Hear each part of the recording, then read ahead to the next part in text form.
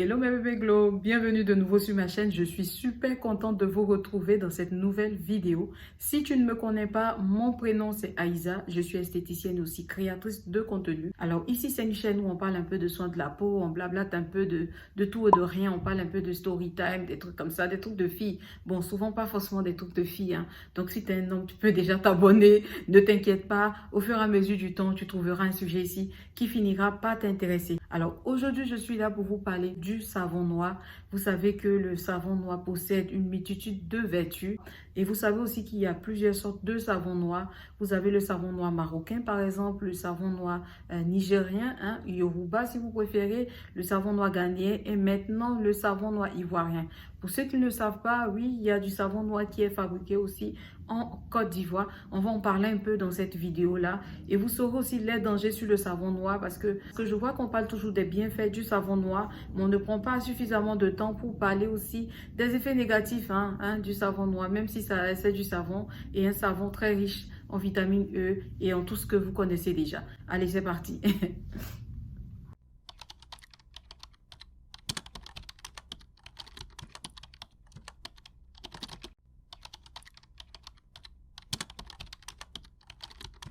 Fierté et trésor de l'Afrique de l'Ouest, le savon noir est à l'origine une création du peuple Yoruba, un peuple qui est donc originaire du Nigeria, peuple qui va donner le nom de Osé-Doudou au savon noir. Alors Osé-Doudou signifie dark soap en anglais et en français savon noir sombre ou foncé. Ce qui va inspirer plus tard des fabricants du Nigeria à créer le savon Doudou Osun que vous connaissez tous. Ce savon est d'ailleurs toujours fabriqué traditionnellement par ce peuple à la main, tel que le faisaient leurs ancêtres, et le produit fini étant de différents tons de couleur noire. Et comment ce savon s'est-il retrouvé aux quatre coins du monde? Eh bien, c'est grâce à l'influence du royaume d'Oyo, situé au Nigeria et spécialisé dans l'import et export de marchandises. Ainsi, plusieurs peuples se sont inspirés du Osé-Doudou des Yoruba pour créer leur savon noir à partir de leurs propres ingrédients. C'est d'ailleurs par ce même procédé qu'est né le savon noir du Maroc. D'autres ont même allégé sa fabrication et l'ont également modernisé. Prends un exemple pour le cas du Ghana. Tout a commencé quand, après la guerre civile, le pays étant vide,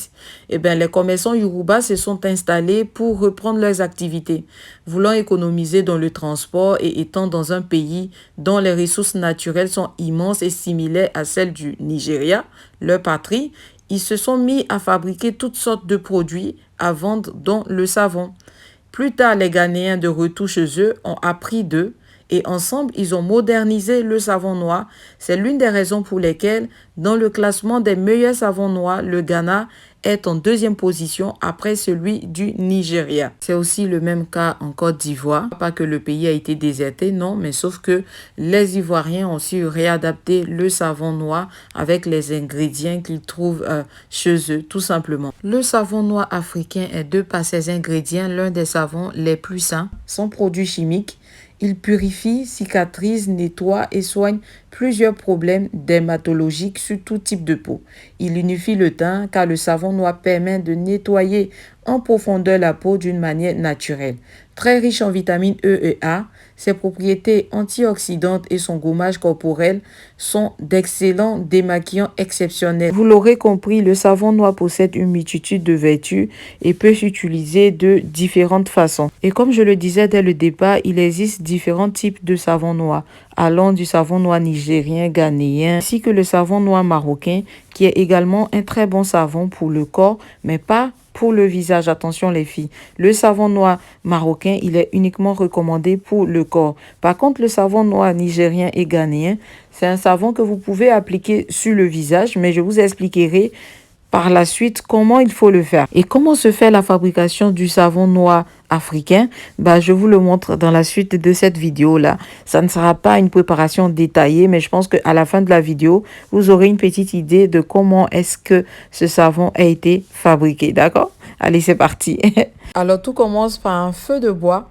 Ce qui est drôle, c'est que ça me rappelle mon enfance dans un petit village qui s'appelle Monga, qui fait partie de la ville d'Alépé. Et ce qui est d'autant plus bizarre, c'est que la fabrication du savon noir ressemble un peu à celle du savon Kabakrou.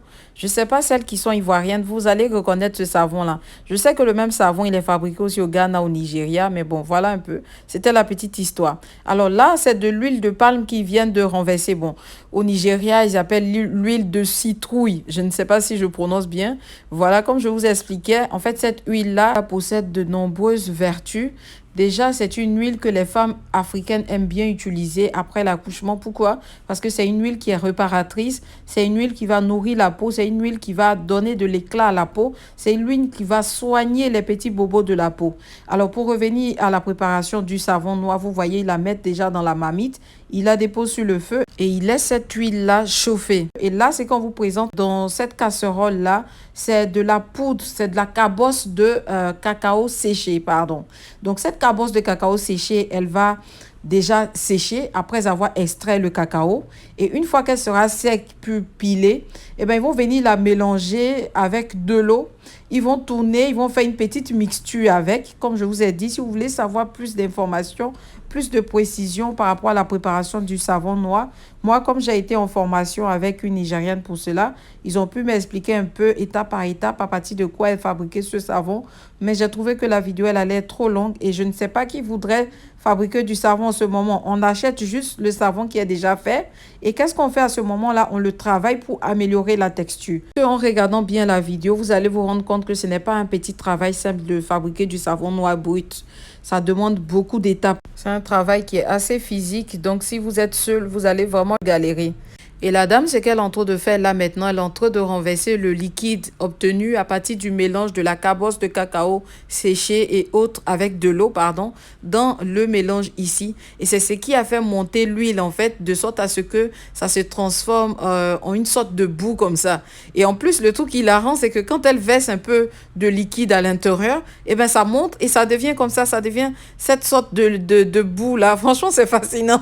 Je ne sais pas ce que vous allez en penser, mais j'aurais aimé vivre cette expérience-là. Je jure que c'est sûr que le jour que j'irai en Afrique, j'irai dans un petit village comme ça ou une autre ville de la Côte d'Ivoire pour pouvoir vivre cette expérience-là. C'est magnifique. J'adore ce genre de choses-là. Me retrouver dans un petit village, vous imaginez pas. Hein. Donc, si vous avez bien remarqué, eh ben, ça a monté, ça a gonflé et ensuite, c'est redescendu. Je sais que vous allez rigoler, mais c'est ma façon à moi d'expliquer. Désolée pour les francophones qui vont pas bien comprendre ce français-là. Et puis voilà ce qui se passe par la suite. Elle va prendre encore ce savon-là qui est bien descendu, le renverser dans une sorte de mortier pour commencer à le piler. Je sais pas. Regardez un peu le travail qu'il y a à faire derrière. C'est pour ça que moi, je trouve que c'est intéressant d'acheter du savon qui est déjà fait en Côte d'Ivoire, au Ghana, au Nigeria, et d'améliorer la texture en ajoutant, par exemple, d'autres huiles, des huiles végétales ou bien des poudres botaniques, peu importe. Mais en tout cas, c'est une autre façon de travailler le savon noir, de sorte à ce qu'il soit plus adapté à différents types de peau, quoi, enfin. Donc, voilà le travail. Là, ils sont en train de le piler. Ensuite, là, ils vont encore le remettre dans une autre casserole sur un feu de bois. J'arrive même plus à m'exprimer tellement cette préparation me traumatise. Et en fin de compte, ils vont retirer l'excédent qu'il y a autour. Une fois que le savon est cuit, une fois qu'il est prêt, ils vont essayer de faire une sorte de papier, une sorte d'emballage, si je peux dire ça en bon français. Et ensuite, ranger le savon à l'intérieur. Et c'est dans cet emballage-là qu'on achète tous du savon noir. Hein. On l'a toujours acheté comme ça, dans ce papier-là, bien emballé et tout. Bon, parfois, c'est vrai qu'ils peuvent être dans des sachets plastiques, mais la plupart du temps, eh ben, c'est dans ce genre de papier-là, un peu de couleur kaki comme ça, qu'on l'achète en Afrique. Donc voilà un peu pour la préparation du savon. Je sais que c'était une vidéo un peu brute, un peu abrégée comme ça. Je vais vous mettre la liste de la composition complète du savon noir, celle que je connais. Et comme ça, vous pourriez faire vos recherches. Et si cela peut être utile, bah, tant mieux, tant qu'à faire, d'accord? Voilà un peu, bref. Alors, après ce petit tour sur le savon noir, eh bien, ce que vous devez savoir, même si le savon noir reste un savon qui est très nourrissant, même si le savon noir reste un savon qui est gourmand, un savon qui est facile à utiliser, un savon qui nettoie la peau en profondeur, un savon qui peut vous aider à lutter contre vos masques de grossesse, il faut savoir que le savon noir reste avant tout un savon. Je pense qu'arrivé un moment, il faut savoir faire la part des choses entre un savon et un masque. Que ce soit les vendeurs, que ce soit les consommatrices, je ne sais pas moi. Mais il faut comprendre que le savon noir, il reste à la base un savon. Éventuellement, je suis d'accord, vous pouvez aller sous la douche, essayer de verser un peu de l'eau tiède ou bien soit si vous avez une baignoire, vous trempez dans une baignoire d'eau chaude ou d'eau tiède. Hein. Quand je dis eau chaude, je ne dis pas eau brûlante. Question d'ouvrir vos pores et une fois que les pores sont dilatés, vous savez qu'il y a une pénétration du produit qui est plus facile. Donc à ce moment-là, vous ressortez de l'eau, vous badigeonnez du savon sur tout le corps, je dis bien tout le corps, le visage, franchement les filles, avec les pincettes.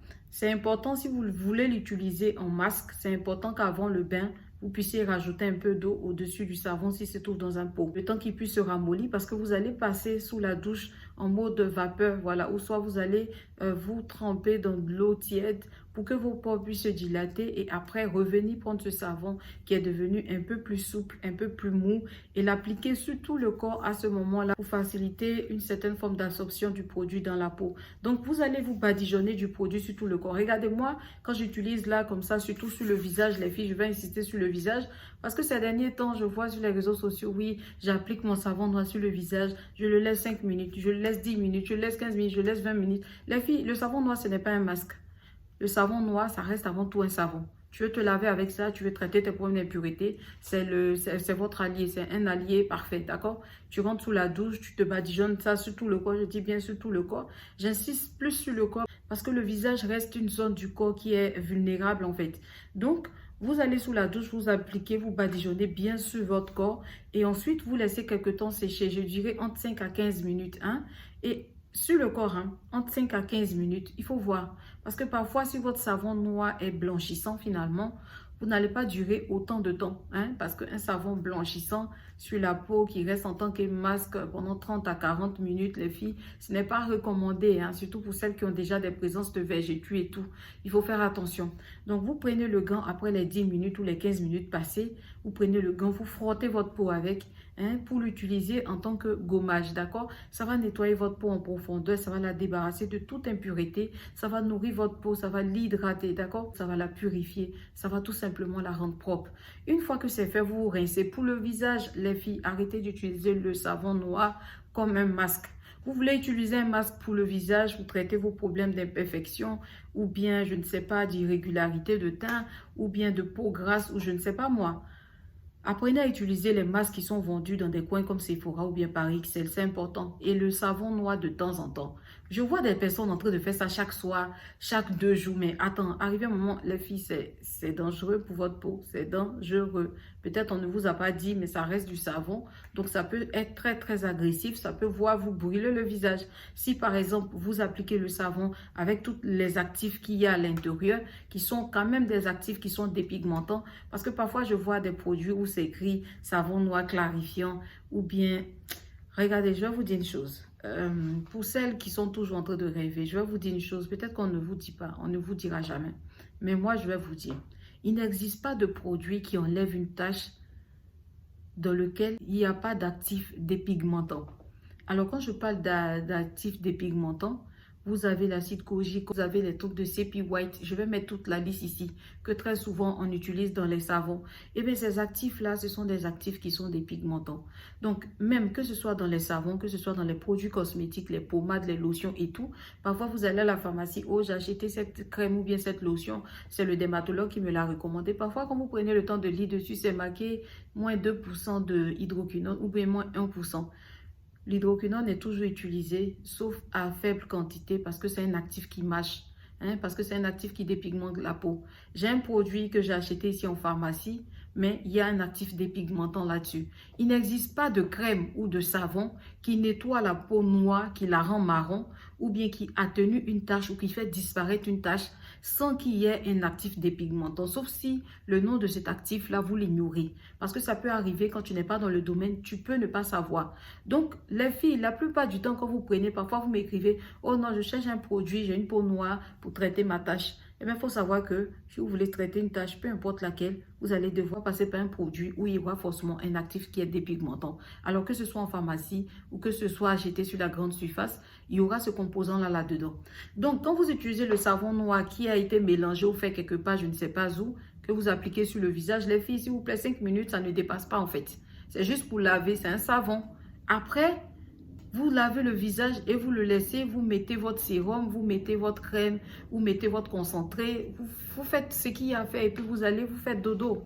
Mais vous ne pouvez pas laisser le savon 10 minutes, 15, 20, 25 minutes. Ce n'est pas possible parce que ça reste un savon et non un masque de référence, d'accord? Donc là-dessus, je voulais juste attirer votre attention là-dessus. Si vous appliquez le savon noir en masque sur le visage et qu'arrivé à un certain moment, il commence à vous tirailler, il commence à vous picoter, ça veut dire que vous l'avez déjà laissé trop longtemps en fait. Donc, arrivé un moment quand vous sentez un peu, vous allez vous enlever. Les histoires où vous laissez comme ça longtemps, les filles, ne faites plus ça parce que vous allez vous abîmer la peau. Et une peau où il y a présence de taches, où il y a présence de micro-kystes ou bien de boutons, vous savez que quand les boutons disparaissent, après c'est très difficile de rattraper le coup. D'accord? Vous allez devoir faire certains soins pour pouvoir enlever les taches. Et encore une fois, je répète, même si vous allez aller en pharmacie ou que ce soit, vous allez avoir droit à une crème, mais il faut être consciente que cette crème-là, il y a une activité pigmentante. Parce que moi, à la fin, ça me saoule des gens qui me disent, oui, bon, moi, comme je suis noire et tout, j'utilise que ça parce que c'est ça qui a enlevé mes taches et tout. Et souvent, quand je suis là, je prends le pot et je regarde la composition, je commence à rigoler intérieurement. Ah, ok, je vois. Ouais, c'est très drôle, ça t'a enlevé tes taches et c'est bio, hein, c'est sain, c'est sain. Ah oui, bon, ça, c'est ce que vous pensez. Ce n'est pas toujours ça. Même le très sain n'est plus sain. C'est ce que je voulais vous faire comprendre en vous filmant cette vidéo-là, quoique le savon noir reste avant tout un fort allié en ce qui est de l'entretien de la peau, en ce qui est du renouvellement du teint, en ce qui est de la clarification de la peau, en ce qui est de l'illumination de la peau, en ce qui est du nettoyage de la peau, en ce qui est du gommage de la peau, de l'exfoliation de la peau. C'est un savon qui est tout simplement magnifique. Hein? La dernière fois, j'avais fait un mélange de savon pour m'exercer un peu. J'ai vendu ça, des petites sommes et tout. Ce n'est pas quelque chose que je commence à faire de façon officielle. J'ai fait ça juste parce que un ami, un petit chéri comme ça m'avait demandé, s'il te plaît, fais-moi un savon et tout. Donc, j'ai profité de sa demande pour fabriquer le savon et pour le vendre à quelques clientes qui me demandaient depuis un bon moment. Et j'ai eu plein de retours positifs, sauf que je ne vais pas commencer à le commercialiser maintenant parce que j'étais seule à le faire et ça m'a beaucoup fatiguée. Raison pour laquelle je vous dis encore une fois, ceux qui fabriquent les savons ou les produits cosmétiques handmade ou bien faits à la main, à la maison et tout, moi je les tire mon chapeau et surtout si vous êtes seul parce que c'est très difficile de râper le savon, faire passer ça par plusieurs phases avant de le... Oh là là là là, les filles, je vous raconte même pas, j'ai galéré. La prochaine fois que je le ferai, je me ferai certainement accompagner. Mais pour l'instant, je préfère mettre un peu une pause. Je sais que vous avez aimé ce savon-là et surtout le savon orange. Je vous explique ce qui s'est passé parce que ce savon-là, j'ai mélangé avec un peu de savon noir traitant. Raison pour laquelle il s'est foncé. Donc, il n'y a rien, il n'y a pas de panique. À la base, c'était un savon orange. J'aurais dû le laisser dans sa couleur orange là. Mais sauf que j'ai voulu qu'il y ait un tout petit peu de savon noir dedans. Du coup, tout s'est transformé, c'est devenu marron et tout. Et c'est ce qui a donné cette couleur-là. Mais en tout cas, celles qui l'ont appliqué, celles qui l'ont utilisé, elles m'ont fait le retour. Elles sont très contentes pour la plupart. Avant de clôturer cette vidéo, je tenais à vous dire que cette sublime perruque, parce que oui, c'est une perruque en dreadlocks. Je ne sais pas si vous la voyez, mais c'est une perruque qui est magnifique. Vous pouvez la coiffer dans tous les sens. Franchement, attendez, j'ai mis une pince là pour la rassembler. Non seulement elle est bien remplie, elle est bien fournie, elle est très dense. En tout cas, moi, je vous conseille, hein, les filles, celles qui cherchent des perruques qui vont durer dans le temps, qu'elles pourront porter à toute occasion, circonstance, coiffées différemment. Elle est magnifique. Si vous la voulez, elle est en vente à 230 € seulement. Et la perruque aussi que je portais dans la vidéo précédente, elle est en vente à 250 € seulement. Oui, oui, parce que c'est des choses qui sont faites à la main, qui nécessitent du temps. Et si vous voyez bien, elles sont faites sur des laisses frontales ou sur des closures. Alors que de base, ces choses-là, ça coûte cher. Donc, les filles, voilà, c'était un peu tout pour cette vidéo-là. Ça m'a fait super plaisir d'être en votre compagnie. On se dit à très vite dans une autre vidéo. Ciao, ciao!